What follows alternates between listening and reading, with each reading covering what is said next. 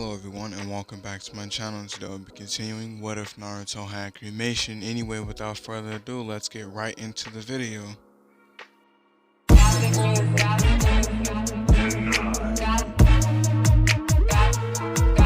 So, when Naruto asks Toby how he is supposed to train him, Toby takes him into a pocket dimension and he tells Naruto that the only way for him to get stronger, for him to unlock more chakra, is defeating the Nine Tails.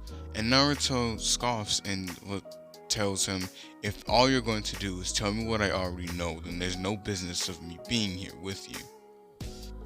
And Naruto, as he's trying to find the way out, or thinking about trying to find the way out, Toby tells him that he was the one who killed his parents, technically speaking.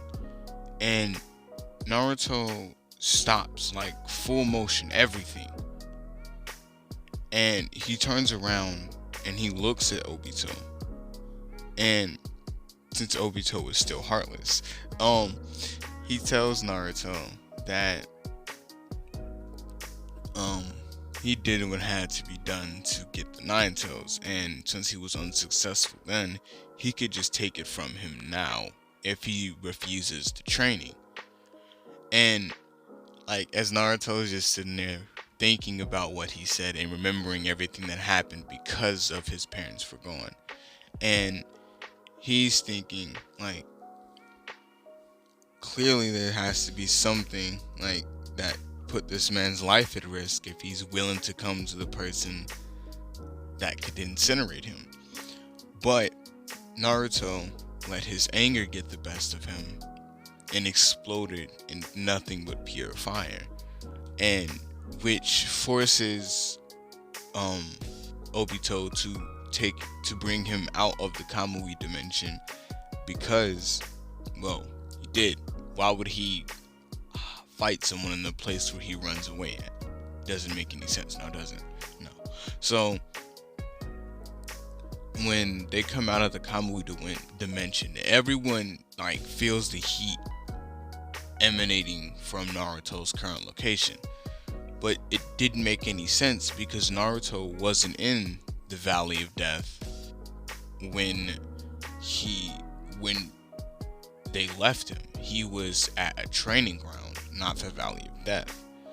So everyone noticing that Naruto's just disappeared and reappeared, everyone like starts heading toward Naruto's signature, and Konan immediately realizing exactly who this is after sensing his chakra and knowing that only someone with the form of a teleportation ability can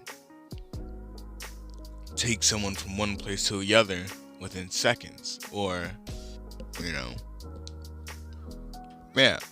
or Naruto could have just ran away and then exploded later on, but either way it go, she has to tell him.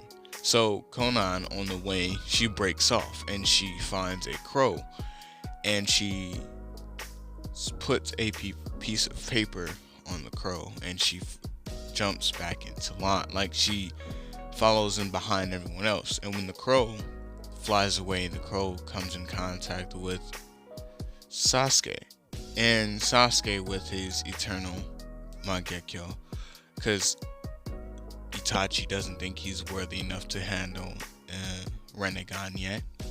So Sasuke, getting this information, go and tells it to Itachi, and Itachi tells Sasuke that they're apparently going to have to get Naruto on their side a little faster than what he intended to. And Sasuke gets angry and was like, what do you mean get him on our side? I thought our whole plan was to kill all the tailed beasts, so that way there'd be no one else opposing us except for the Hokage and the Sannin. And Itachi tells him that if they want to have any more luck, they can't just have two Uchiha, one seven ninja swordsman, and one paper user, that's not going to end well. They need to have someone that can take down armies in a snap. And Sasuke was like, but that's why we have our Susanos. And Itachi looks at him, this time with anger and no patience in his tone, telling Sasuke that he lacks the thought process to continuously try to debate him. And yeah, that's right, they do have their Susanos, they do have their power, but what happens when they run out of chakra? Naruto doesn't use that. Naruto also has the Nine Tails in him, something capable of leveling entire villages within seconds. And you think we wouldn't want that on our side? Imagine if we can't kill Naruto. I mean, yeah, there's 2 Uchiha, and yes, we do have Mangekyous and our Eternals at that, but Naruto is the Nine Tails. Yeah. And Itachi tells him that if he intends on trying to kill Naruto, that he shouldn't come along in this mission, but if he thinks that he can restrain himself, he can come, because he can't guarantee Sasuke's safety if he makes an aggressive move toward Naruto. So this infuriates Sasuke, knowing that Itachi would prefer having Naruto on his team than him. Well, that's when, so they start heading toward where everyone can feel the heat emanating off of from. And when they get there, everyone sees Naruto engulfed in blue flame, looking at a guy in a mask. And they ask this guy who he is, and Jiraiya, after getting a good look at him, realizing that that's the guy from, well, not Jiraiya, but a couple of Shinobi that seen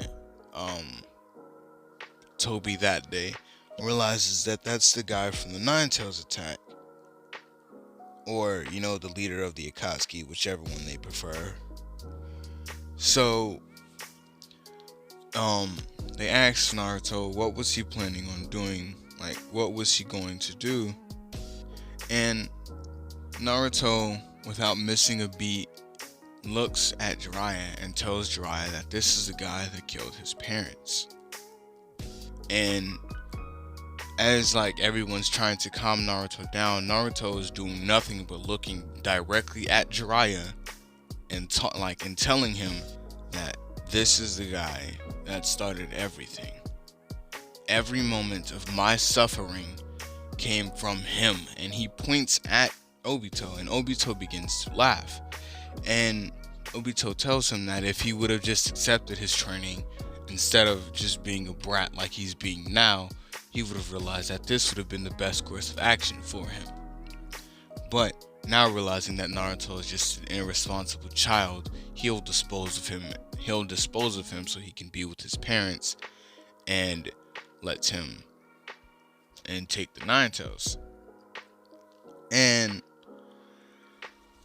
Jiraiya tells Obito that if he intends on taking the Nine Tails, he better be willing to kill everyone there, because no one over there, as of right now, is going to leave Naruto behind like they did the other times.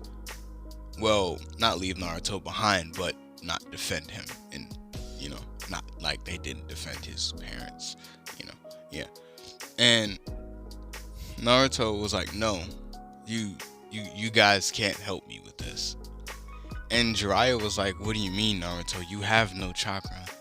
And Naruto was like, you right, I don't have chakra, but what I have is fire, and I'm just going to incinerate him until he cannot. And before Naruto could even finish, Obito Kamui's away after sensing Itachi's presence. And when Naruto looks back at like everyone that came from the Hidden Leaf Village, and he's still pretty now he's pissed at them because they let him get away. And when everyone realizes that they're being watched, Itachi, Sasuke, and Kisame all come and they land, like they appear in front of everyone, and they tell Naruto to come with them. And Naruto was like, great, why should I come with you exactly? Because it seems like everyone else has a valid reason for me to come and train with them or be a part of their group, except for me. So tell me, what can you offer me that the Leaf Village couldn't? And Itachi looks Naruto directly in the eyes and tells him that they can offer him the resurrection of his parents. And this is where I'm going to end this part off. If you enjoyed the video, drop a like. If you enjoy my content, please subscribe. Anyway, this has been Shinobi. Peace.